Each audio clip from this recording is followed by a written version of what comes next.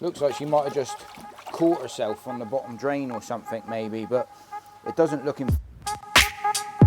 And if I can find anything, I thought I'd just give it a bit of a blast, but that will come in handy after I do a PP. That is absolutely disgusting, man. Fish poo that comes out of the drum filter, 1 Trichodina on that whole slide.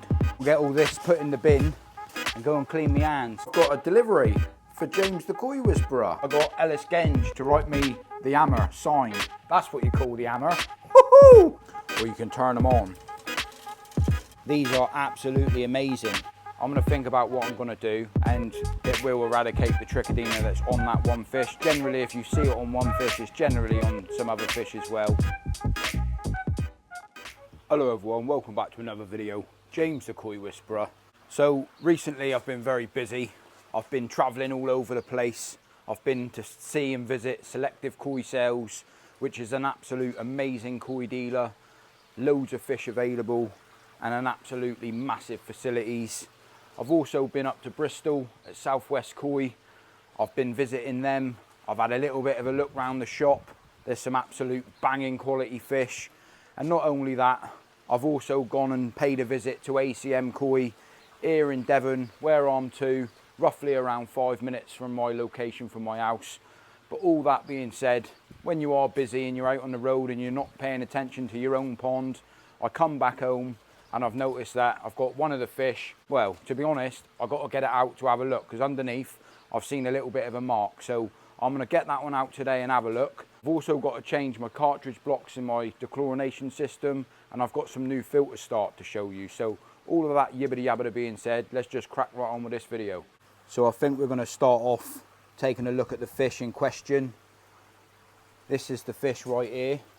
Doesn't look red and veiny, but I noticed right underneath the belly of her, last night when I was just sat down chilling in front of the pond, I just noticed that when she come up to the pond window, she had a little bit of a red mark. I'm not really sure if it's an osa, I'm not really sure what it is. I think it is one advantage really when you've got a pond window, that you can spot and notice something. I'm just hoping that she comes up and we can get a little bit of a better look, but it's right underneath the belly of her. So I think the only way to take a bit of a better look is to chuck her in one of the blue measuring bowls, or koi bowls as they call it, and do a little bit more of an investigation. I'm going to get all the equipment out and crack on with that. I am going to do a scrape on this tank as well, purely because I have been treating for fluke. I do believe that it's all gone and disappeared now, but I did also notice when I come back yesterday, I don't know if there's any in here now.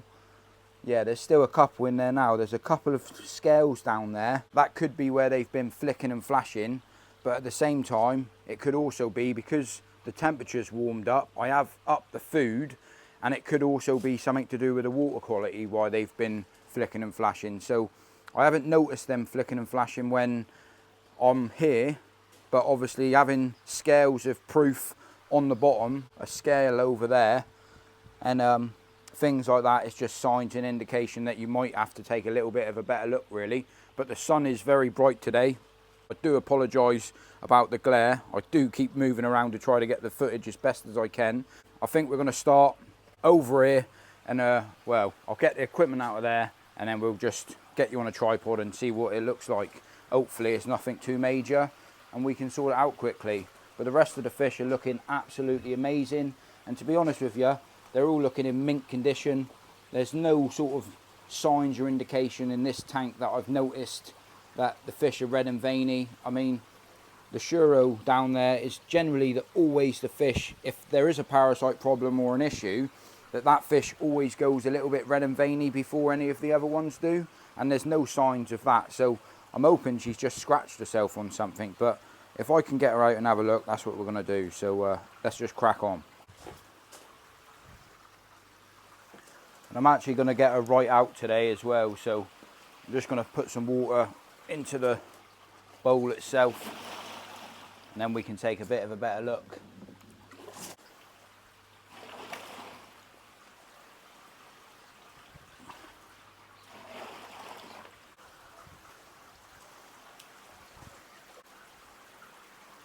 Put some size on as well by the looks of it.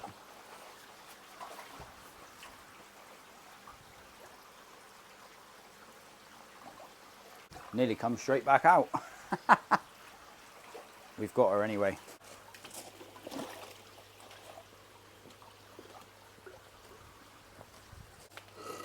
Right, so she's looking very nice in the bowl anyway. I will give her a bit of a measure up as well. This fish I actually won on an auction. It was only about 16, 17 cm when I got it. I got it from Springbank Koi on an auction page, and it's probably, well, it was the first fish that I ever purchased by buying a fish online. The sumi on her is looking very nice. She's turning into an absolute banging looking fish. Looks like she's still got a bit of underlining sumi coming up through here as well on the head, and it is surprising how much they do change over the years. There's some more sumi here that's going to wrap round as well. 3 years old now, I suppose. It looks like there's a little bit of damage on her pec fin, but nothing major to worry about. But it was the underneath that I was concerned about, so I don't really want to knock her out if I don't need to, but I'll give her a little bit of a measure up. So she's easily 50 cm, but I will get a better measurement again. 53, nice size, grown well.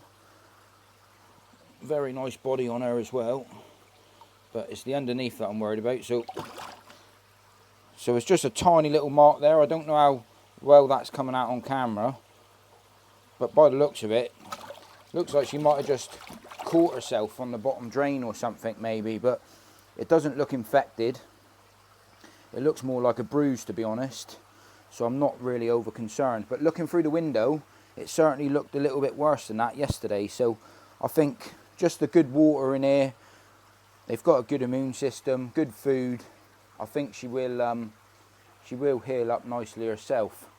But it always pays to double check with things like this, because if you spot something early enough, I don't know how well you could see it on camera, but if you do spot something early enough, you can get on it and get it sorted. But yeah, she's looking very nice, to be honest with you.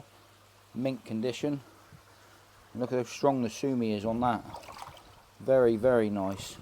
I think I will do a scrape while I'm here though, just to double check with the microscope to see what's going on. So I'm going to get that done and then go and take a little bit of a look under the scope. Pets at Home VIP card. To be honest, I should make some cards up really with a whisperer. But just a little bit of a mucus scrape and then chuck it under the microscope. I do like getting a little bit. Perfect. Plenty there. And I'm going to pop this one back. I can lift them straight back in, but I do like using the koi sock. And the one that I got when I was in Japan, these are absolutely amazing. Really decent quality. Only cost £50 it worked out English money, which was just over 10,000 yen. But I do like it. Waterproof. Holds the water in it. Right, so you join me in the filter house. Just going to have a little bit of a look. Plug that one on. It's probably one of the most important bits of equipment if you do ever keep any fish. Get yourself a microscope, because then if you do get any problems or any issues, you can work it out yourself, work out what the problem is, fix the problem, sort the problem, and your fish are a lot more happy about the situation. So that little bit of mucus that I get, I just transfer that onto the slide itself, and then if you just add yourself a tiny drop of water onto the top of the mucus, I always find that helps spread the mucus layer out. And then when you put your cover slide on, just sit that straight over the top and don't press it down too hard. And I always start off by checking with 100 magnification. That will find pretty much every parasite that you need to sort of look for.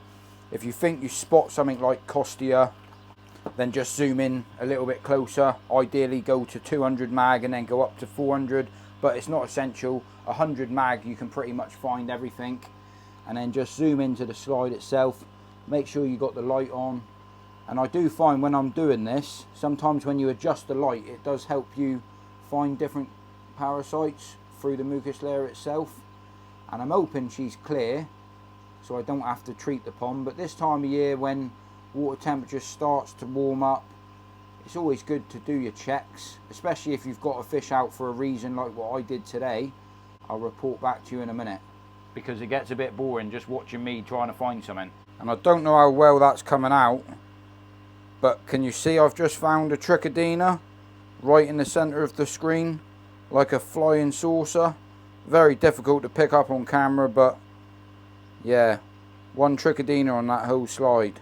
So that could be part of the reason why that fish has got a mark underneath its belly. If it is Trichodina and it's something that well, it's definitely Trichodina that I've seen on that slide, but if it's something that's irritated the fish and it's just flicked or marked itself on the bottom drain, it's probably why it's got a red mark. So there's a couple ways you can treat for Trichodina. I haven't really seen any signs of the fish acting of any behaviour apart from that one fish that I've noticed a little bit of a sore on it. So I am a little bit busy today, but the signs of looking for these indications and seeing it early definitely does help you. There is a couple ways you can treat for Trichodina. PP is my favourite way of treating for Trichodina. In my opinion, it's the only treatment that I've ever used that's actually got rid of Trichodina. But at the same time, I've added no new fish to this pond.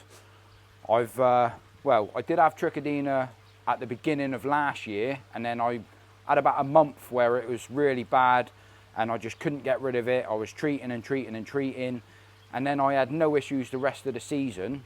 And then the start of this season again, Trichodina's come back. So it always makes you think, do these treatments actually completely get rid of the parasites, or does it just make them lay a little bit dormant? And well, when the fish has got a strong immune system, it doesn't affect or bother the fish anyway. So that being said, I'm going to think about what I'm going to do. Think about what you're going to do before you actually jump straight on into it, because I see so many people in this hobby that they just whack something straight into their pond. They do no preparation before any treatments. So what I'm going to do, I've got a few things that I've got to do this afternoon anyway.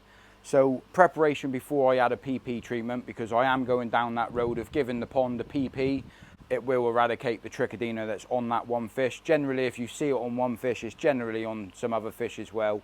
But what I'm going to do, I like to do a bit of preparation before I do a PP treatment to try to lower the organic load in the pond itself. So I'll turn the food off now for the next 24 hours. The fish will have cleared themselves out, get rid of all of the waste inside of them. And then what I'm going to do, turn the UV lights off, and then I'm going to hit them with a PP treatment when I know that I'm home for the day, if that makes sense. Because when you do a PP treatment, there's probably a lot of people that already know, but if you don't know, you've got to stay on board with your koi, because when you're using a treatment, a PP treatment, it's super strong. And if you're not on board with hydrogen peroxide to neutralize that treatment, if anything goes wrong, or if any of the fish show signs that they can't handle the treatment, especially if you do a stronger dose like what I do. But yeah, so I'm going to leave it for today because I've got to go out in a minute, but we're going to crack on, and I'm going to get the chlorination systems changed, and then I'll show you the new filter start, which will come in handy after I do a PP. And when I was at Southwest Koi the other day, I actually picked up some of the filter cartridges because he's absolutely got loads of them in stock. And when I was at Selective Koi Sales the other day, he actually gave me this to give it a bit of a dry, see how I get on with it. But I quite like the fact it says it's got 1 billion colony formula units per 1 mil. Don't really know what that means, but it sounds good. And well, I thought I'd just give it a bit of a blast, but that will come in handy after I do a PP. But I'm going to get these changed to start with. Every time I change my filter cartridges in this 3-stage dechlorination system before it goes into my big blue, the reason why I use this, because I get asked so many times how cheap these are, at like £5 a go. My drum filter's just gone off, so I apologise about the noise. But for how cheap these are, I always find that it's cheaper to replace these on a more regular basis, so then it prevents and saves the life of your activated carbon inside of your big blue.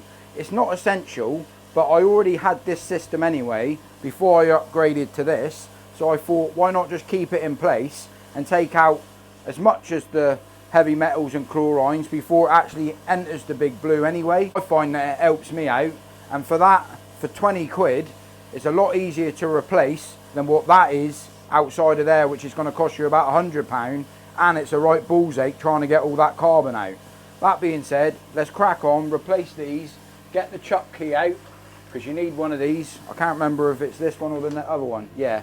So water supply turn off to the pond, I've got this on a little bit of a ball valve tap so I can regulate the flow rate through this system. So it's a 2-stage tap, one so I can just use it to clean the drum filter, and one so I can get the speed exactly how I want it to replace this. And underneath here is a drain, so any water that spills when I open this goes straight down into that drain. And it's another thing I might need to check, is that the drain cage itself, which catches all the fish poo that comes out of the drum filter, I might need to check that because I haven't done that for a while. It's always surprising how dirty this first stage is, especially when you think this is tap water that we drink. So this first stage is like the sort of the sediment filter, and it's filtered down to 5 microns, so it's ultra fine, but it's super surprising, depending where you live in the world I suppose, but it's generally super mucky. And this is only probably 3 months I suppose, not even that, not even 3 months, but well, I won't touch it too much, but it's like a clay. I'm not sure what it is on here. Look at the colour of that and what's on my hands. It looks like you've just had a bit of the old diarrhea, if that makes sense, but that's what they should look like, nice and clear, and that's what they look like after about 3 months. So I don't know if it's like rust or whatever it may be out of the pipes before it gets into my koi pond, but certainly removing it certainly helps. That being said, let's change them over. That is absolutely disgusting, man. And the last one is the block activated carbon. But I always find doing this, it certainly pays off. It means that every time I do check the pond, I check to see if there is any chlorine going in the system. I always find absolutely zero. But doing tiny little jobs like this, I used to be a butcher for 20 years, never cut myself, never had no injuries. Do a tiny little job like this, you scratch your knuckles on the wall when you're doing it, and yeah, always makes me laugh. Tighten her up with a chuck key. Slowly turn the water pressure back on. It starts filling up the first stage, and then you just got to release the air out of it the way that I do it. These buttons on the top of mine, I have actually got some new buttons to replace this. A subscriber gave them to me, but I never took it off because I thought I stopped one of them from leaking. The buttons on the top are to release the air. I've still got one left in the middle, so you just hold your hand down to release the air that's built up inside of them, and then I release the air out of the last stage as well. And then when the system's up and running and all the air's been pushed out, as soon as you start seeing the water coming out of there, you know all of the air's gone. The first stage is clear. The reason why these are blue is so a lot of people fit these outside so they don't get the sunlight penetrate it and then get full of algae, because if you do have this system and you have it outside open to the elements, that first stage gets absolutely covered in algae. But at the same time, it's designed to be clear, so as you saw how dirty it was, it gives you a bit of an indication telling you that you need to clean it. But if it's outside, different story altogether. Just open up this one. This one hasn't got a button, this one's got a little screw on the top of it.